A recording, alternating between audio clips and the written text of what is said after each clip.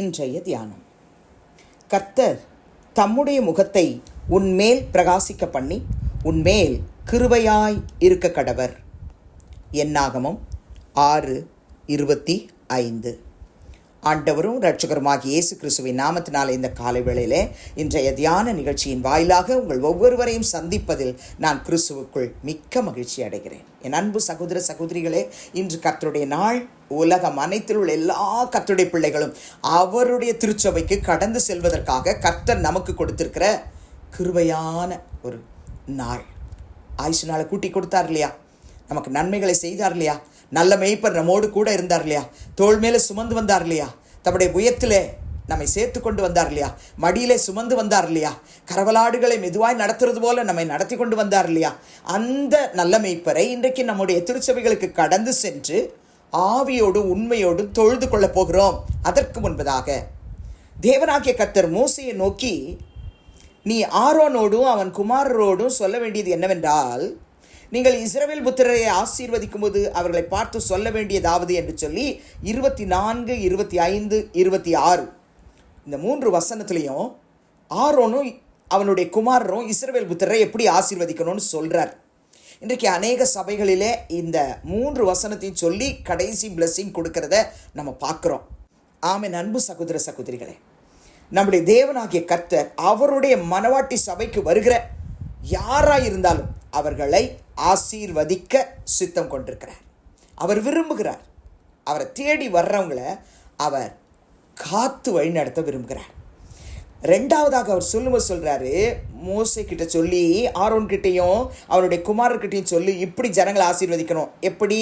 கர்த்தர் தம்முடைய முகத்தை உன்மேல் பிரகாசிக்க பண்ணி. அப்போ இன்றைக்கி சர்ச்சுக்கு போகும்போது நமக்கு என்ன பிளெஸிங் ஃபஸ்ட்டு நமக்கு கர்த்தர் கொடுக்க போகிறாருன்றதை நம்ம அறிந்து கொள்ளணும். நமக்கு மற்ற பூமிக்குரிய ஆசீர்வாதங்கள் நிறைய காரியங்கள் நம்ம மனசில் வச்சுட்டு தான் போவோம். சமாதானம் வேணும், ஆண்டவரே எங்கள் குடும்பத்தின் தேவைகளை சந்திக்கப்படணும், இது நடக்கணும், அது நடக்கணும், எல்லாம் நல்லதாக நடக்கணும், எல்லாவற்றையும் கர்த்தர் நிச்சயமாக தருவார். அதை விட ப்ரெஷியஸ் கிஃப்ட்டு கர்த்தர் அவருடைய முகத்தை என் மேலும் உங்கள் மேலும் பிரகாசிக்க பண்ண போகிறார். உன்மேல் கிருபையாக இருக்க கடவர்னு சொல்லு. அதுக்கு பிறகுதான் சொல்கிறார், கர்த்தர் தம்முடைய முகத்தை உன்மேல் பிரசன்னமாக்கி உனக்கு சமாதானம் கட்டளையிட கடவர் என்பதே. அப்போது ஆசீர்வதிப்பார், காப்பார், அவருடைய முகத்தை நம்ம மேலே பிரகாசிக்க பண்ணுவார், நம்ம மேலே கிருபையாக இருப்பார், முகத்தை நம்ம மேலே பிரசன்னமாக்குவார், சமாதானத்தை கட்டளையிடுவார். இந்த ஆசீர்வாதங்கள் எல்லாம் என் மேலேயும் என் குடும்பத்தில் உள்ள ஒவ்வொருவர் மேலேயும் வந்து தங்கணும் ஆண்டவரே அப்படின்னு சொல்லி ஆராதனைக்காக ஜெபம் பண்ணிட்டு நம்ம சர்ச்சுக்கு போகும்போது அங்கே நம்ம ஒரு வித்தியாசத்தை பார்ப்போம். பாடல், ஆராதனை எல்லா பகுதியிலேயும் கர்த்தருடைய செய்தியை கேட்குற வேளையிலெல்லாம் கர்த்தர் நம்மை ஆட்கொள்ளுவார். உண்மையாகவே அவருடைய முகத்தை நம்மேல் பிரகாசிக்க பண்ணுவார். இந்த ஒரு வாஞ்சை எனக்கு அதிகமாக உண்டு பிரியமானவர்களே. ஆண்டவருடைய ஆலயத்துக்கு போகும்போதெல்லாம், அப்பா உம்முடைய முகத்தை என் மேலே பிரகாசிக்க பண்ணுங்க, என் மேலே கிருபையாக இருங்க. இது அதிகமாக நான் வாஞ்சித்து தேடுவேன் பிரியமானவர்களே. நம்ம முகத்தில் ஆண்டவருடைய பிரகாசம் 24 hours இருக்கணும். நீங்கள் 21 சங்கீதம் 6 வசனத்திலே சங்கீதக்காரன் எழுதுகிறார், அவரை நித்திய ஆசீர்வாதங்கள் உள்ளவர் ஆக்குகிறீர், அவரை உம்முடைய சமூகத்தின் மகிழ்ச்சியினால் பூரிப்பாக்குகிறீர்.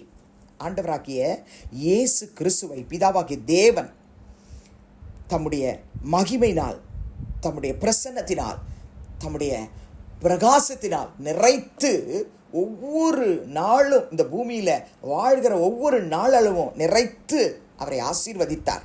அந்த தேவனாகிய கர்த்தர் தம்முடைய குமாரனாகிய இயேசு கிறிஸ்துவின் மேல் இருந்த அதே நித்திய ஆசீர்வாதங்களை நம்ம மேலேயும் பொழிய அவர் சித்தம் கொண்டிருக்கிறார். இன்னைக்கு சர்ச்சுக்கு போகிற எல்லாருக்கும் தரப்போகிறார். அதை அவருடைய சமூகத்தின் மகிழ்ச்சினால் பூரிப்பாக்க போகிறார். 31 சங்கீதம் 16 வசனத்திலும் சங்கீதக்காரன் எழுதும் பொழுது எழுதுகிறார், நீர் உமது முகத்தை உமது ஊழியக்காரன் மேல் பிரகாசிக்க பண்ணி உமது கிருபையினாலே என்னை ரட்சியும். அப்போ ஊழியக்காரங்க மேலேயும் கர்த்தர் தம்முடைய முகத்தை பிரகாசிக்க பண்ணணும், விசுவாசிகள் மேலேயும் கர்த்தர் தம்முடைய முகத்தை பிரகாசிக்க பண்ணணும், அவருடைய கிருபையினால நம்மளை ரட்சிக்கணும். பிரியமானவர்களே, நீங்கள் 80 சங்கீதம் 1 முதல் 3 வரை உள்ள வசனத்தை வாசித்து பார்ப்பீர்கள் என்று சொன்னால், ஆசாப் எழுதுகிற அந்த சங்கீதத்தில், இஸ்ரவேலின் மேய்ப்பரே யோசேப்பை ஆட்டு மந்தையை போல் நடத்துகிறவரே செவி கொடும். கெருபீன்கள் மத்தியில் வாசம் பண்ணுகிறவரே பிரகாசியும்.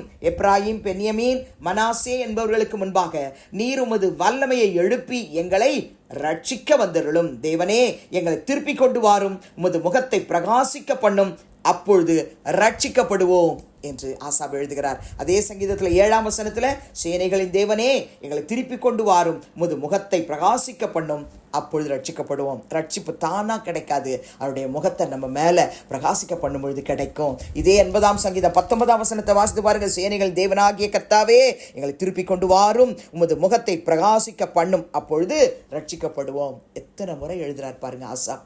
கர்த்தருடைய முகத்தை நம்ம மேல பிரகாசிக்க பண்ணணும். இதுதான் இன்னைக்கு நம்முடைய ஜெபமாய் இருக்க போகிறது. 119ஆம் சங்கீதம் 135ஆம் வசனத்திலும் சங்கீதக்காரன் எழுதுகிறார், உமது அடியேன் மேல் உமது முகத்தை பிரகாசிக்க பண்ணி உமது பிரமாணங்களை எனக்கு போதியும். நம்ம சர்ச்சுக்கு போகும்போது அவருடைய முகத்தை நம்ம மேல பிரகாசிக்க பண்ணா ஊழியக்காரங்க வாயில கிருபை உள்ள வார்த்தைகளை தேவனாகிய கர்த்தர் கொடுப்பார். அந்த வேத வசனங்களால் நம்மை போதித்து வழி நடத்துவார். ஆம், எனக்கு அன்பார்ந்தவர்களே, இந்த நாள் ஆராதனைக்கு கர்த்தர் வரணும், அவருடைய ஊழியக்காரர் மேல முகத்தை பிரகாசிக்க பண்ணணும். விசுவாசிகள் எல்லார் மேலேயும் அவருடைய முகத்தை பிரகாசிக்க பண்ணணும். நமக்கு வேண்டிய எல்லா ஆசீர்வாதத்தையும் கிருபையும் கொடுக்கணும்னு ஜெபிக்கலாமா? பரிசுத்தமுள்ள நல்ல பிதாவே, இயேசு கிறிஸ்துவின் நாமத்தில் இந்த காலையிலே நம்முடைய சமூகத்துக்கு நாங்கள் வருகிறோம். உலகம் அனைத்திலும், இந்திய தேசத்திலே, தமிழகத்திலே, எங்கள் கிராமங்களிலே, குக்கிராமங்களிலே நடைபெற போகிற திருச்சபை ஆராதனைகளுக்கு கர்த்தர் வருவீராக, வருவீராக. ஒவ்வொரு சபை ஆராதனை, பாடல் ஆராதனை வேளை மகிமையாய் வெளிப்படுவீராக. ஒவ்வொருவர் மேலும் உடைய முகத்தை பிரகாசிக்க பண்ணுவீராக. ஒவ்வொருவர் மேலும் கிருபையாய் இருப்பீராக. செய்தி வேளையில விசேஷமாய் ஊழியக்காரர்களை கர்த்தர் நீர் அபிஷேகித்து உடைய வார்த்தைகளை கொடுப்பீராக. எங்கள் இஸ்ரவேலின் மேய்ப்பரே, எங்கள் சேனைகளின் கர்த்தாவே, அழைத்து கொண்டு வருகிற ஒவ்வொரு கர்த்தருடைய பிள்ளைகளுக்கும் உம்முடைய பிரமாணங்களை போதித்தருள வேண்டுமாய் ஜெபிக்கிற ஊழியர்கள் நாவிலே வார்த்தைகளை தாருமப்பா. வேத வசனங்களை மாத்திரம் போதிக்கிற நாவாய் ஒவ்வொரு ஊழியருடைய நாவையும் மாற்றினதுக்காய் ஸ்தோத்திரம். கலப்பு உபதேசம் வரக்கூடாதுப்பா, துருபதேசங்கள் வரக்கூடாது, கள்ள உபதேசங்கள் வரக்கூடாது. ஆண்டவரே, எங்கள் ஜெபங்களை கேட்டு நீர் அப்படியே ஆசீர்வதிக்க போகிறதுக்காய் ஸ்தோத்திரம். எல்லா திருச்சபை ஆராதனைகளிலும் கர்த்தர் எழுந்தருளி பெரிய காரியங்களை செய்யப்படுவதற்காக நன்றி. தடைகளை கர்த்தர் முற்றிலுமாய் தகர்த்து போடுவீராக, ஆசீர்வதிப்பீராக. கிருபை எங்கள் மேல் இருந்ததுக்காய் ஸ்தோத்திரம். துதிகன மகிமையை உமக்கு செலுத்துகிறோம். இயேசுவின் நாமத்தில் வேண்டிக் கொள்கிறோம் பிதாவே, ஆமென். கிறிஸ்துவுக்குள் பிரியமானவர்களே, இந்த நாளிலே நம்முடைய கர்த்தராகிய இயேசு கிறிஸ்துவின் கிருபையும் பிதாவாகிய தேவனுடைய அன்பும் பரிசுத்த ஆவியானுடைய அந்யோன்ய ஐக்கியமும் நம் அனைவரோடும் சகல பரிசுத்தவான்களோடும் இந்நாள் முழுவதும் இருப்பதாக. ஆமென்.